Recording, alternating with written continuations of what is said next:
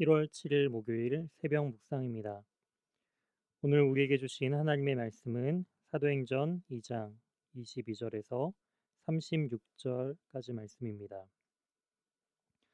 이스라엘 사람들아 이 말을 들으라. 너희도 아는 바와 같이 하나님께서 나사렛 예수로 큰 권능과 기사와 표적을 너희 가운데서 베푸사 너희 앞에서 그를 증언하셨느니라.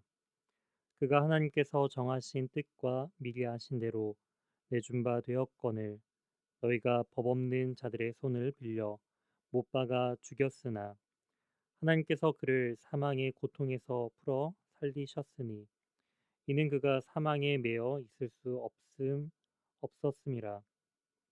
다윗이 그를 가리켜 이르되 내가 항상 내 앞에 계신 줄을 배웠으며 나로 요동하지 않게 하기 위하여 그가 내 우편에 계시도다.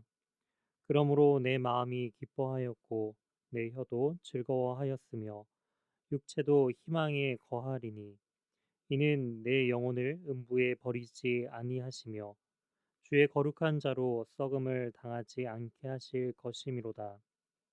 주께서 생명의 길을 내게 보이셨으니 주 앞에서 내게 기쁨이 충만하게 하실로다 하였으므로 형제들아 내가 조상 다윗에 대하여 담대히 말할 수 있노니 다윗이 죽어 장사되어 그 묘가 오늘까지 우리 중에 있도다.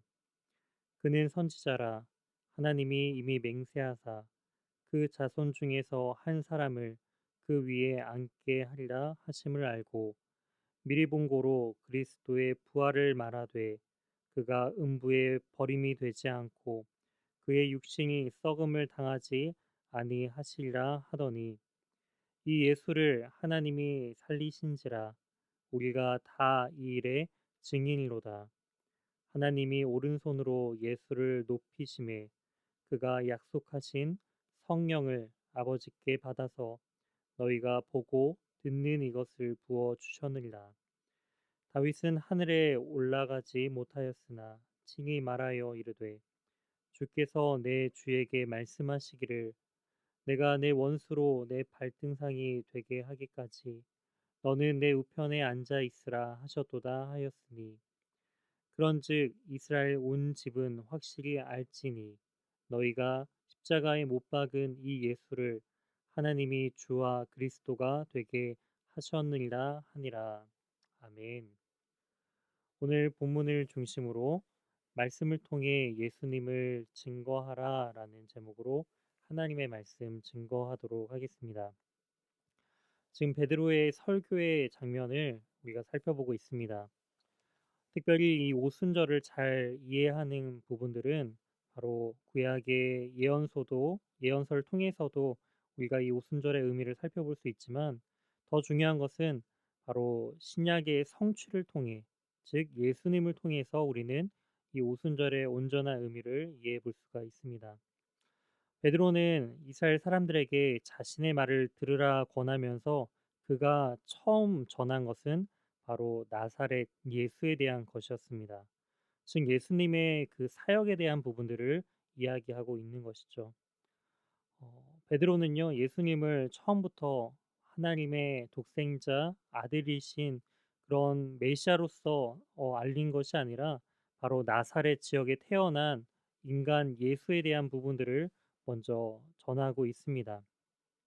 이처럼 하나님의 뜻 가운데 육신의 몸으로 이 땅 가운데 오신 예수님이 어떻게 진정한 하나님의 아들로서 참된 그 인간으로 그리고 참된 하나님으로 그 사역을 하셨는지를 온전히 증언하고 있습니다.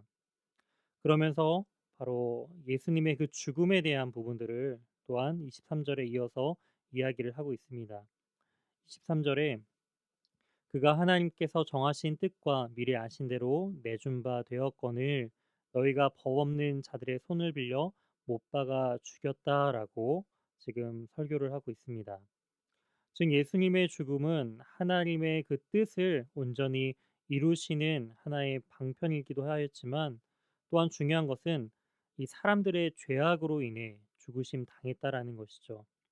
여기에 모여 있는 이스라엘 백성들에게 예수님의 그 십자가의 사건은 너무나 큰 이슈였고 대다수 사람들이 어쩌면은 그 자리에 함께 참여했을 것입니다. 그리고 그들은 외쳤죠. 예수를 못 박아 죽여라라고 말이죠. 또한 그러한 동조를 하지 않았다 할지라도 그들은 어 적극적인 동조가 아니더라 할지라도 그들은 침묵함으로써 예수님의 이 죽음에 함께 참여했다라는 것입니다. 그렇기 때문에 어 이 베드로의 설교 가운데 듣고 있는 대다수의 이스라엘 백성들은 바로 예수님을 죽는 데 일조했던 자들이다라는 것을 이 베드로는 강조하고 있습니다.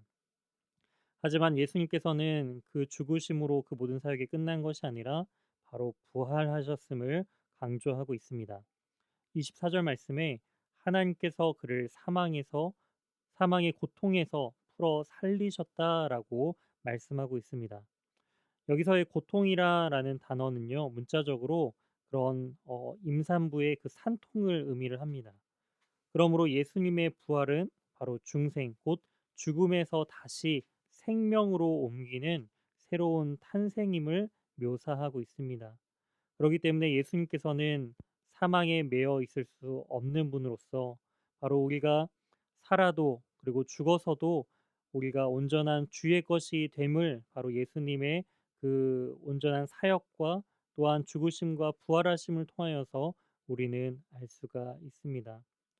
그러므로 우리는 주 안에서 26절의 말씀처럼 기뻐하고 또한 우리의 모든 희망이 그 주님께 있음을 우리는 알 수가 있는 것이죠. 우리는 이러한 예수님의 부활을 증거하는 증인으로서 온전한 부르심을 받은 자들입니다. 32절 말씀처럼 예수를 하나님이 살리셨고 우리가 바로 다 이 일의 증인이다라고 말씀하신 것처럼 우리는 이러한 예수님의 사역과 그다음에 그 죽으심과 부활에 대해서 우리의 삶으로 증거해야 합니다. 이러한 예수님은 또한 하나님의 우편에 다시금 올라가시는 것을 볼 수가 있는 것이죠. 33절부터 36절이 바로 그것입니다. 그리고 예수님께서는 다시금 하나님의 그 권능 가운데 하나님의 우편에 앉아 계시고 또한 성령께서 또한 아버지의 능력으로서 예수님께 주심을 통하여서 하나님의 그런 독생자 예수님의 그런 온전한 그 권위가 다시금 회복되는 것을 우리가 알 수가 있습니다. 핵심적인 결론은 36절에 나타나고 있습니다. 그런즉 이스라엘 온 집은 확실히 알지니 너희가 십자가에 못 박은 이 예수를 하나님이 주와 그리스도가 되게 하셨다라고 말이죠.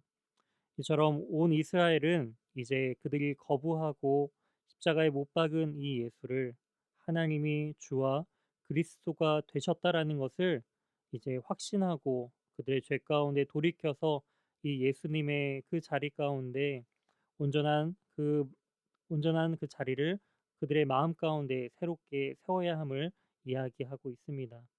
즉 사도의 첫 번째 설교인 이 베드로의 설교는 예수님은 바로 주님이시다라는 것이죠. 이를 통해서 이스라엘 백성들에게 복음이 온전히 그들 가운데 들어가게 됨을 우리는 알 수가 있습니다. 베드로는 이 설교를 통하여서 참된 그리스도의 일꾼으로서 그들이 변화되고 그들의 삶이 변화되어야 할 것을 강조하고 있습니다. 우리도 복음을 듣고 받은 자로서 이처럼 우리는 단지 지식적으로만 아는 것이 아니라 하나님을 온전히 예수님을 우리의 마음 가운데 모심을 통하여서 성령의 임재하심을 통하여 우리의 삶의 변화까지 나타나야 함을 우리는 이 말씀을 통해 깨달을 수 있습니다. 사랑하는 영일교회 성도 여러분, 이제 새로운 2021년도를 시작하는 새로운 한 주를 살아가면서 우리가 이 복음을 통하여서 우리의 삶이 거듭나고 더욱더 주님과 동행함을 통하여서 성령의 충만함을 누리며 나아가는 저와 우리 연희교회 모든 성도님들 되시길 주님의 이름으로 소망합니다. 함께 기도하시겠습니다. 하나님 감사합니다. 우리가 다른 것으로 변화될 수 있는 것이 아닌 바로 예수 그리스도의 그 복음이 바로 우리의 삶을 변화시킬 수 있음을 주님 우리가 믿습니다. 하나님, 우리의 삶으로서 주님의 그 복음을 온전히 증거하고 나타낼 수 있도록 성령께서 인도하여 주시고 성령의 인도하심을 따라 오늘 하루도 승리하는 복된 우리 모두가 될 수 있도록 주님 인도하여 주시옵소서. 우리의 모든 삶을 주님께 온전히 의탁드리오며 이 모든 말씀 살아계신 예수 그리스도의 이름으로 기도드립니다. 아멘. 다음 기도 제목을 가지고 함께 기도하시겠습니다. 첫 번째, 오늘 말씀을 기억하며 베드로처럼 내 삶 속에서도 말씀을 통한 복음 전파가 담대히 선포될 수 있도록 이를 위해 함께 기도해 주시기 바랍니다. 두 번째, 담임 목사님 청빙을 위해 기도해 주시기 바랍니다. 연희교회가 한 몸을 이루는 지체로서 머리 되신 예수님의 말씀과 뜻을 잘 전달할 수 있는 준비된 목회자를 모실 수 있도록 성도들의 영혼을 사랑하고 푸른 초장으로 인도하며 영혼의 생수를 마시며 성장시키는 목회자를 모실 수 있도록 사람의 생각과 방법이 아닌 오직 주님의 뜻과 방법으로 준비된 목회자를 모실 수 있도록 기도해 주시기 바랍니다. 세 번째, 코로나19의 조속적인 종식과 교회와 모든 성도들의 안전을 위해 기도해 주시기 바랍니다. 네 번째, 김현희 선교사님의 사역과 가정 그리고 건강을 위해 기도해 주시기 바랍니다. 다섯 번째, 입원 요양 치료 중인 환우의 회복을 위해 기도할 때 오늘은 김경자 이 집사님을 위해 함께 기도해 주시기 바랍니다. 발목 골절로 건강에 어려움이 있으십니다. 빨리 이러한 골절이 회복될 수 있도록 함께 기도해 주시기 바랍니다. 여섯 번째, 수험생들을 위해 기도해 주시기 바랍니다. 수능 이후에 진행되는 모든 입시 과정 속에서 하나님의 인도하심을 경험하며 담대히 나아가는 우리 수험생들이 되기 위해서 함께 기도해 주시기 바랍니다. 다 같이 기도하시겠습니다.